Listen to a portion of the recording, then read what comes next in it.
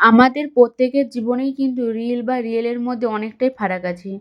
যেহেতু আমি তোমাদের সাথে ভিডিও শেয়ার করি, আমার দৈনন্দিন কাজকর্মগুলো তোমাদের সাথে শেয়ার করি, ভালো-মন্দ গল্প করি। তো তার মধ্যে থেকে তোমরাও আমার সেই ডেইলি লাইফের মধ্যে তোমরাও কিছু না কিছুভাবে জড়িয়ে আছো। তো হ্যালো এভরিওয়ান, সবাই কেমন আছো? কী করছো? আশা করছি সবাই ভালো আছো। আর তোমাদের ভালোবাসায় আমি মাম্মাম, আমরা সবাই অনেক ভালো আছি। সকালের বাসি বিছানাটা ঝেড়ে নিয়েছি, তার আগে অনেক কাজই করে ফেলেছি, সেগুলো আর ক্যামেরাবন্দি করতে পারিনি। চলো আজ কিছু কথা তোমাদের সাথে শেয়ার করি। আমি তোমাদের যতটুকু দেখাই বা যতটুকু বলি তোমরা ততটুকুই দেখো বা ততটুকুই শোনো।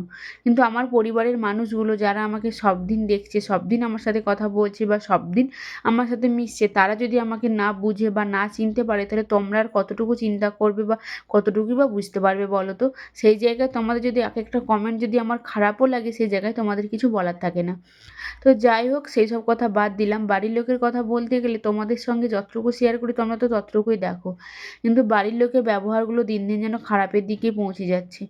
আজকেই দেখো না, বেলা 11টা বেজে গেছে, বাড়িতে ফোন করা হয়নি বলে বাড়িতে তুমুল অশান্তি, যে কেন আমি ফোন করিনি, কিসের জন্য ফোন করিনি, কেন কিসের জন্য। কিন্তু এই কথাটা একবারের জন্য কেউ ভাবলো না যে একটা সন্তানকে নিয়ে, একটা 3 মাসের ছোট বাচ্চা নিয়ে সারাদিনে বাড়ির কাজকর্ম সমস্ত কিছু সে কীভাবে করে। তোমাদের সাথে আজকে যে ভিডিওগুলো শেয়ার করছি তোমরা নিজেরাই বুঝতে পারবে যে সোনা মামাকে নিয়ে আমাকে ঠিক কীভাবে বাড়ির কাজগুলো সারতে হয়। যাদেরকে নিয়ে এত সমস্যা, যাদেরকে নিয়ে তোমাদের সাথে কথাগুলো শেয়ার করছি, তারা যে ভিডিও দেখে না এরকমটা না, তারাও কিন্তু ভিডিওতে তোমাদের মতনই দেখে সোনা মামাকে নিয়ে কীভাবে আমি বাড়ির কাজগুলো একা সামলাই।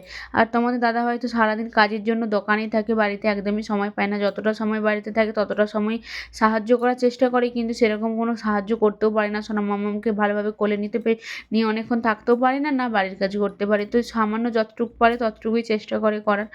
তো তারা যদি ভিডিও নাই দেখতো, তাহলে আমি সারাদিন কী করছি না করছি সেগুলো আমাকে ফোন করে বলতে পারতো না।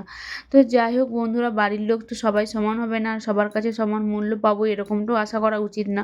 যাই হোক, সোনা মামামের জামা কাপড়গুলো ধুয়ে দিলাম, এরপর ডেটলে ভিজিয়ে দেবো, ভিজিয়ে দিয়ে আমি স্নান করে রেডি হব, তারপর ছাদে যাব জামা কাপড়গুলো মিলতে। এবার চলো মেন কথাটা তোমাদের সাথে শেয়ার করি। জীবনে হাসি মুখে যত থাকতে পারবে তত দেখবে ভালো থাকতে পারবে। তুমি যদি ভেঙে পড়ো, তুমি যদি দুর্বল হও, তাহলে কিন্তু তোমার সেই দুর্বল জায়গায় আঁচল টানতে কেউ একবারও ভাববে না। শিয়াল কুকুরে দেখবে কাঁচা জায়গা বা নরম জায়গাতে বেশি আঁচড় টানে, তাই তুমি যত নরম হবে তোমাকে তত বেশি আঁচড় টানবে। তাই তোমাকে শক্ত হয়ে, মন শক্ত করে, সবার কথার উত্তর না দিয়ে তোমাকে মুখ বন্ধ করে রাখতে হবে, তবে মানুষের আঁচড় টানা বন্ধ হবে। এই কথাগুলো আজকে হয়তো একটু সবারই কারো না কারো গায়ে লাগতে পারে, কিন্তু যার সাথে যেটা হয় সে তখন ঠিক বুঝতে পারে। আজ আমার জায়গায় হয়তো অনেক মেয়ে দাঁড়িয়ে আছে, তাদের মনেও এই প্রশ্নগুলো জাগে, কিন্তু বলার মতো সুযোগ থাকে না। আমি ভিডিও করি বা তোমাদের সাথে শেয়ার করি বলে আজ তোমাদেরকে কথাগুলো বললাম।